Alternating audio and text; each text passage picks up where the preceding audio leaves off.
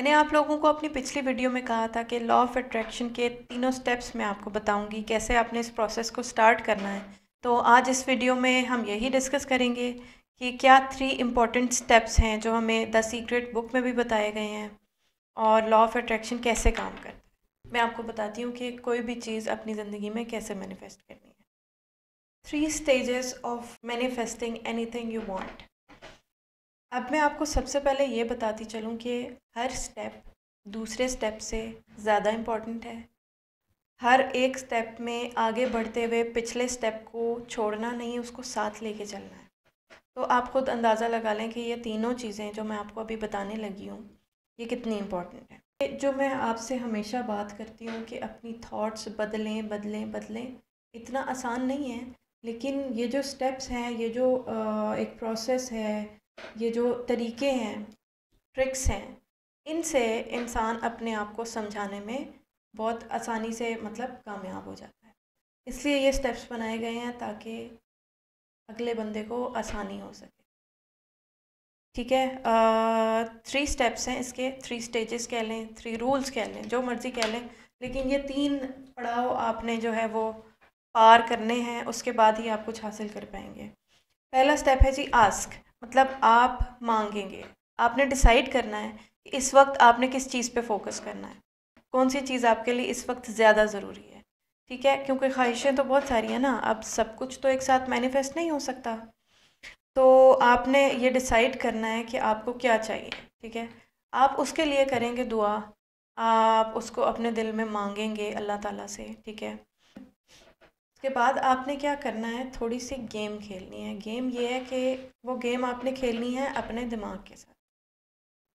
आपने करना ये है कि अपने ब्रेन को फॉल्स मैसेज सेंड करना है। किस तरह से? आपने लिख लेनी है वो स्टेटमेंट, वो दुआ जो आपने मांगी है अभी। फॉर एग्ज़ाम्पल, मुझे जॉब ट्रांसफ़र चाहिए, मैं इस जगह पे इस शहर में जॉब नहीं करना चाहती। तो मैं उसको लिखूँगी, और कैसे लिखूँगी उसको, मैं लिखूँगी प्रेजेंट टेंस में कि मेरी जॉब ट्रांसफ़र हो गई है। ठीक है, ये हमने अपने ब्रेन को फॉल्स मैसेज सेंड कर दिया है। अब हमारा दिमाग उस पर यकीन करना शुरू कर देगा जब हम बार बार उसको रीड करेंगे। फॉर एग्ज़ाम्पल, किसी को कोई न्यू कार चाहिए, तो वो क्या करेगा, वो ये लिखेगा कि मैंने गाड़ी ख़रीद ली है। ठीक है, पास्ट टेंस में नहीं लिखना कि मैं चाहता था कि मैं गाड़ी ख़रीद लूँ या मैं गाड़ी ख़रीदूँगा। फ्यूचर टेंस में भी नहीं लिखना। प्रेजेंट टेंस में आपने लिखना है कि मैंने वो चीज़ हासिल कर ली है। ठीक है, फॉर एग्ज़ाम्पल, किसी ने पैसे कमाने हैं तो वो लिखेगा जी मैंने $100 कमा लिए हैं। ठीक है, तो एग्ज़ाम्पल्स दे रही हूँ आपको। आपने जो है वो प्रेजेंट टेंस में इस चीज़ को लिख लेना है, और फिर जब आप लिखेंगे तो आपके ब्रेन को यही मैसेज जाएगा कि जैसे यही सच है। फिर आप उसको बार बार पढ़ेंगे। ये चीज़ आपको नेक्स्ट स्टेप में बहुत हेल्प करेगा। पहले आपने क्या किया, आपने मांगा, यू आस्क्ड फॉर इट, फिर आपने उसको लिख लिया प्रेजेंट टेंस में कि जैसे आपने उस चीज़ को हासिल कर लिया है। आपको कोई न्यू गाड़ी चाहिए, फ़ोन चाहिए, शॉपिंग करनी है, किसी ट्रिप पे जाना है, just right that you have achieved फलाना फलाना गोल। ठीक है, जो हमारा नेक्स्ट स्टेप है वो है बिलीव। ठीक है, बिलीफ में आपका क्या सीन है कि आपने लिख लिया, आपने मांग लिया, आपने अब करना है इसमें इमेजिन और विजुअलाइज। ठीक है, बिलीव आपने कैसे करना है, ऑलरेडी आपके ब्रेन को जो है वो मैसेज सेंड हो चुका है कि हकीकत क्या है क्या नहीं। ठीक है, हम जो भी अपने दिमाग में डालेंगे वो उसको रिसीव कर लेता है। इट्स नॉट दैट डिफ़िकल्ट कि अपने आप को समझाना इस दुनिया में सबसे आसान काम है। बजाय कि आप किसी दूसरे को समझाएं, अपने आप को समझाना सबसे आसान काम है, अपने दिमाग को समझाना सबसे आसान काम है। तो ये बिल्कुल भी मुश्किल नहीं है कि आप किसी चीज़, ऐसी चीज़ पे बिलीव कर लें जो कि इस वक्त आपके पास है नहीं, लेकिन आप चाहते हैं कि आपके पास हो।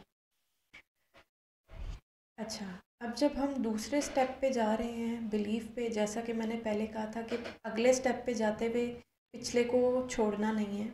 बिलीफ पे जब हम जाएंगे अपने नेक्स्ट स्टेप पे, तो वही चीज़ जो हमने राइट एंड रीड वाला एक गेम खेला था, उसको हम कंटिन्यू करेंगे, हम उसको रोज़ पढ़ेंगे। साथ में बिलीफ के प्रोसेस में आने के बाद हम क्या करेंगे, हम उस चीज़ को इमेजिन करेंगे, फिर हम उस चीज़ को विजुअलाइज करेंगे।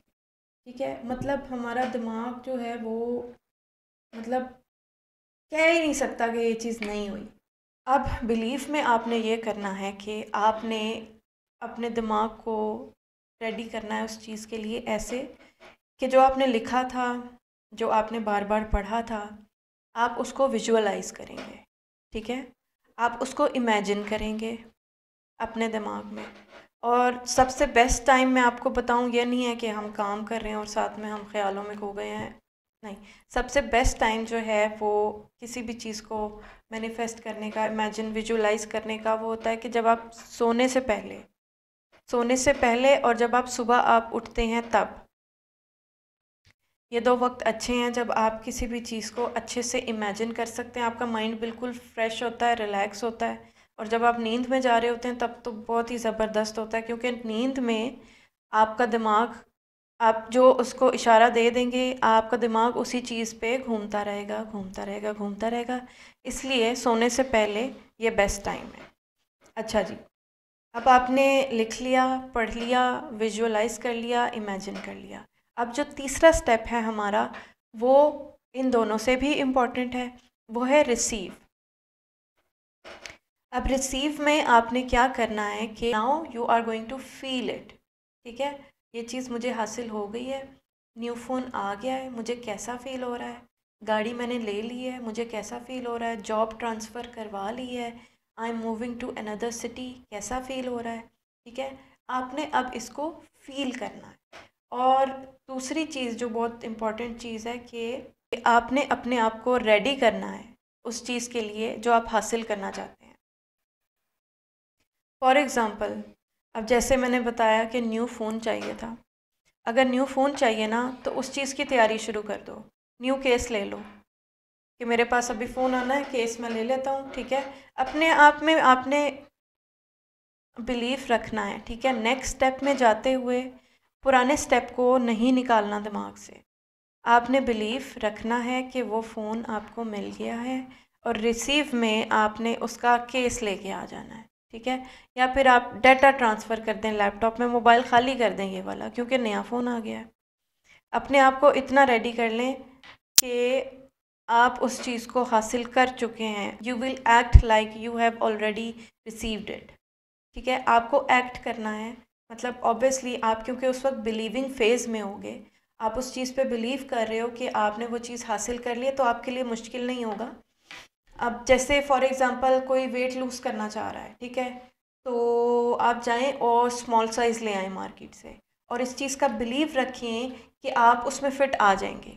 ठीक है, एक टाइम आता है जब आपको वाकई यकीन हो जाता है कि आपने ये चीज़ हासिल कर ली हुई है, और आप कैसा फ़ील कर रहे हो, आपको कैसा लग रहा है ये चीज़ हासिल करके, या ये दुआ पूरी होने पे, या ये गोल अचीव होने पे। तो वो टाइम जो है आपका बेस्ट टाइम होता है, जब आपने होप नहीं छोड़नी।